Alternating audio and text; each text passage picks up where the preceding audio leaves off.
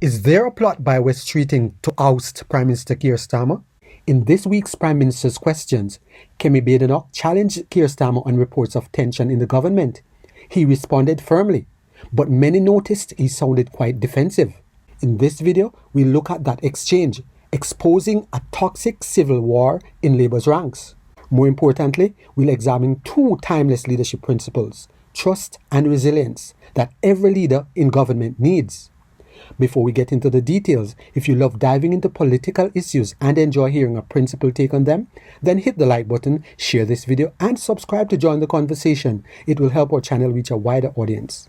Mr. Speaker, this morning on the BBC, the Health Secretary said there is a toxic culture in Downing Street that needs to change. He's right, isn't he? Mr. Speaker, my focus each and every day is on rebuilding and renewing our country. But let me be absolutely clear, any attack on any member of my cabinet is completely unacceptable. And the Health Secretary, Mr. Speaker, in relation to Health Secretary, he promised before the election that in the first year of a Labour government, we'd deliver 2 million extra appointments. We didn't deliver 2 million, or 3 or 4. We delivered 5 million extra appointments. And today the Health Secretary is in Manchester, where he's announcing that because of the action he's taken to abolish NHS England, he's putting more people on the front line. He's doing a great job, as is the whole of my cabinet. Mr. Speaker, what we heard the Health Secretary say this morning was that he wants to cut waiting lists, but we all know that there's only one waiting list that he really wants to cut. But the Prime Minister is not going to do anything about the toxic culture. This is his responsibility. Just last night, his allies accused not just the Health Secretary, but the Home Secretary and even the Energy Secretary of launching leadership bids. These attacks came from number 10, nowhere else, his toxic number 10. The person responsible for the culture in number 10 is his Chief of Staff, Morgan McSweeney. Does the Prime Minister have full confidence in him? Morgan McSweeney, my team and I are absolutely focused on delivering for the country. And let me be clear, of course, Mr. Speaker, I've never authorised attacks on Cabinet members. I appointed them to their posts because they're the best people to carry out their jobs. And Mr. Speaker, she asks about waiting lists. Waiting lists are down under this government. The number of GPs is up. And because we scrapped NHS England, we're investing on the front line. That's what the Health Secretary is doing today, getting on with his job, and he's doing a very good job too. Mr. Speaker, I didn't hear him give full confidence to Morgan McSweeney, but the truth is he says these attacks aren't authorised. That means he's lost control of number 10 because that's where they're coming from. But the real scandal, Mr. Speaker, the real scandal is that 2 weeks from a budget, the government has descended into civil war. Instead of fixing the mess they've made of the economy, they're all... Mr. Speaker, they're all chuntering. These are the feral MPs that number 10 has been talking about. They're not my words. They're number 10's words, his words. But unbelievably, Mr. Speaker, the Prime Minister's advisors have been reduced to briefing that MPs can't get rid of him, and I'm not making this up, they can't get rid of him because it would destabilise international markets. Why does the Prime Minister think that there would be a market meltdown if the Health Secretary took over? Mr. Speaker, this is a united team and we are delivering together. Look what we're delivering. The fastest growth of the G7. 5 interest rate cuts.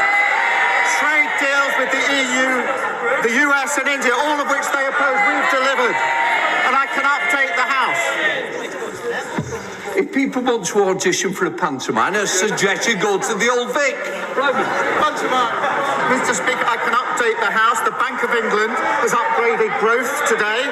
We've secured £230 billion of private investment. And just this morning, I thought you might welcome it, the SSE have announced £33 billion of investment in clean power. That's what this team are delivering for the country, fixing the mess that they left. Mr. Speaker, he's talking about growth and investment. While the Prime Minister desperately tries to cling on to his own job, perhaps he understands what it's like for all those people out there losing their jobs. How can he talk about growth? Yesterday, we learned that unemployment has risen to the same rate as it was in lockdown. 180,000 jobs lost, Mr. Speaker. Why does the Prime Minister think that unemployment has risen every single month since Labour took office? Mr. Speaker, let me give the House the details. 329,000 people more are in work since the start of this year. So 329,000 more are in work. Of course, I accept we need to do more in relation to unemployment. That's why we're transforming job centres, which they opposed. That's why we're working with 60 major businesses to tackle ill health in the workplace and invested £3.8 billion in tailored back-to-work support, which they opposed. I would also remind the Leader of the Opposition, Mr. Speaker, that the average unemployment in the 14 years of her government was 5.4%, higher than the rate today. Mr. Speaker, we left employment higher than it was after the last Labour government. And let me tell him now, what is causing it is his disastrous budget last year. That is what has caused the increase in unemployment. And so to be clear, for all those Labour MPs shaking their heads, it's last year's tax rises that have killed jobs, and that's what's going to trigger this year's tax rises. This is the tax doom loop, and there is only one way out of it, and that is to cut spending. So why is the Prime Minister instead offering welfare giveaways to save his own skin? Well, Mr. Speaker, I'll tell the Opposition why we increased national insurance is because of the mess that they left the country in. The NHS on its knees. Now we've got 5 million extra appointments, waiting lists down, and 2,500 more GPs as a result of our decisions. But it's nearly the one-year anniversary, but she still hasn't told us in relation to national insurance whether she agrees and admits that we should do it, or if if that's her position, how she would find the money that we raised in the budget. She's had a whole year to think about that question.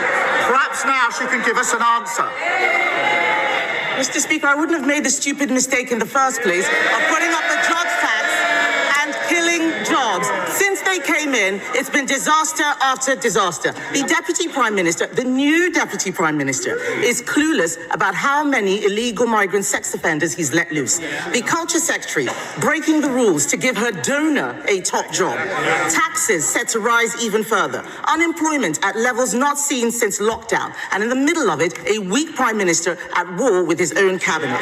Mr. Speaker, it's not just him, it is all of them. There is no replacement, it is all of them. 2 weeks before the budget, isn't it the case that this Prime Minister has lost control of his government, he's lost the confidence of his party, and lost the trust of the British people? Mr. Speaker, the stupid mistakes were made over 14 long years. They broke the economy, and now they think that they can lecture us. And now they've got this unserious idea that they can find £47 billion of cuts without saying where they're going to come from. No wonder that's called flimsy. Meanwhile, we're rebuilding the country. Wages up, investment up, mortgages down. To lead a nation requires trust and resilience. Trust flows in three directions.